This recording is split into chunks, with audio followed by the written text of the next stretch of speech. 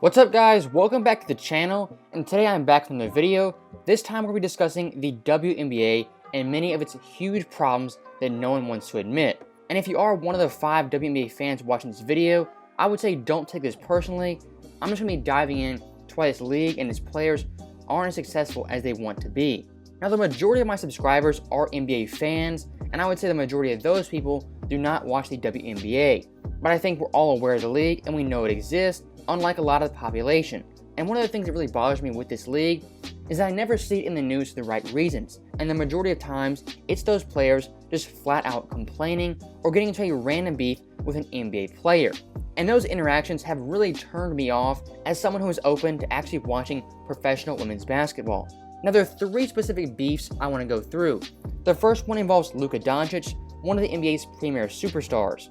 And this quote-unquote beef goes back to 2019 when Luka was a rookie, and in this short video, he was congratulating Iguodala on winning Rookie of the Year. And it was a very innocent video that Luka was just giving his congrats to that player.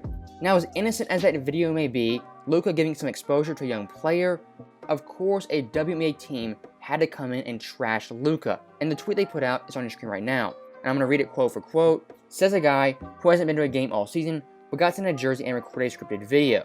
And that tweet from Minnesota Lynx, it is so unself-aware. And why would you trash an NBA player for supporting your league when you constantly ask NBA players to do that?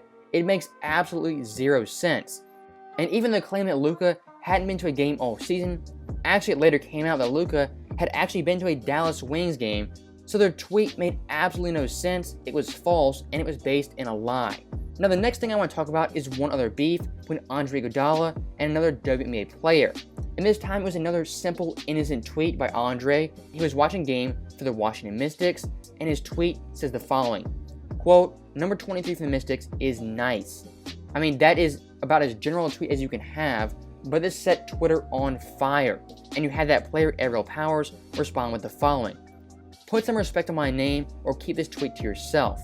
I don't really see what's wrong with Andre's tweet, but again, these players ask for recognition and they ask for exposure, but once they get it, they somehow turn on those players for doing exactly what they wanted. You literally cannot win with these people, and they'll still get mad at you for doing exactly what they wanted. And if I had to describe that tweet interaction in a couple of words, I would say fake outrage.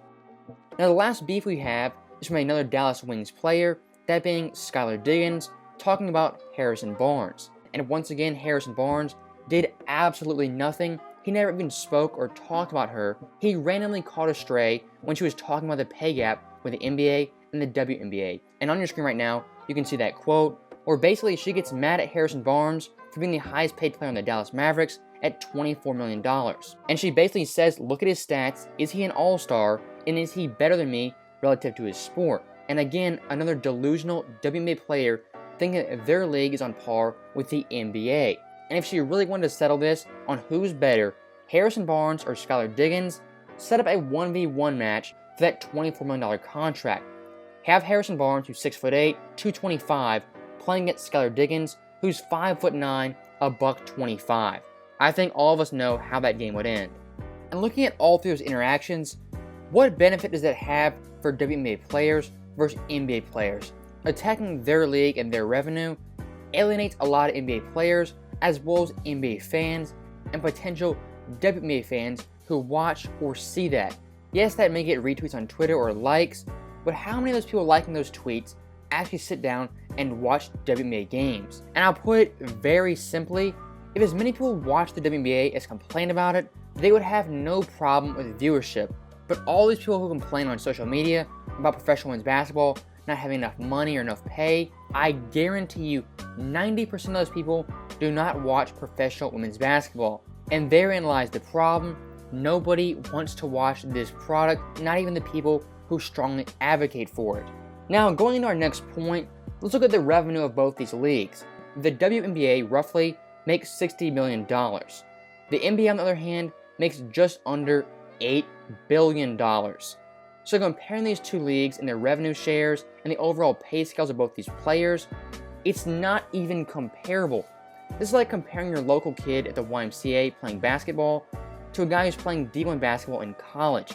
It's 2 totally different levels and 2 totally different scales.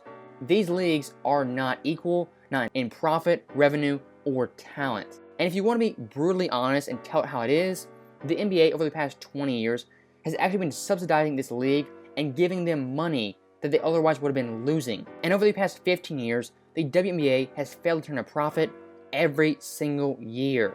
And one of the common arguments from these players as to why they don't get paid enough is because their revenue share is not equal to their NBA counterparts. Now let me explain this very simply. The NBA is an $8 billion business. The WNBA is a $60 million business, and keep in mind they're losing on average $70 million.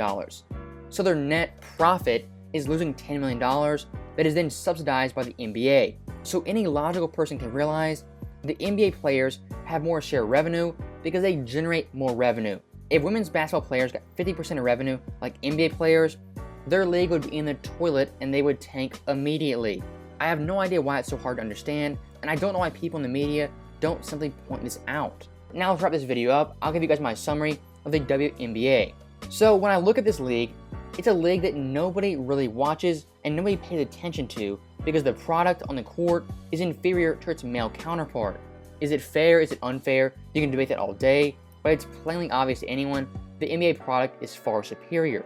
And who's ever in charge of marketing this league has done a terrible job.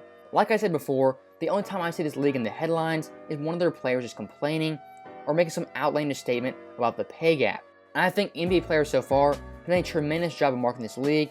They wear their sweatshirt, they tweet it out, they tell fans to watch the league and watch the great talent they have. But at the end of the day, when it comes down to it, the consumers choose what they want to watch. And so far, over the past 20 plus years, nobody is watching or tuning in to the WNBA. So that right there was my rant of the WNBA and telling you guys the truth about this delusional league and how it should have folded years ago if it wasn't for the NBA stepping in and paying for most of their expenses. So let me know in the comments your thoughts about this league. Do you think women's basketball will actually get better in the future? Do you think it's already peaked and it's only going to get worse? Let me know what you guys think in the comments below. And as always, thank you guys for watching. I'll see you guys next time.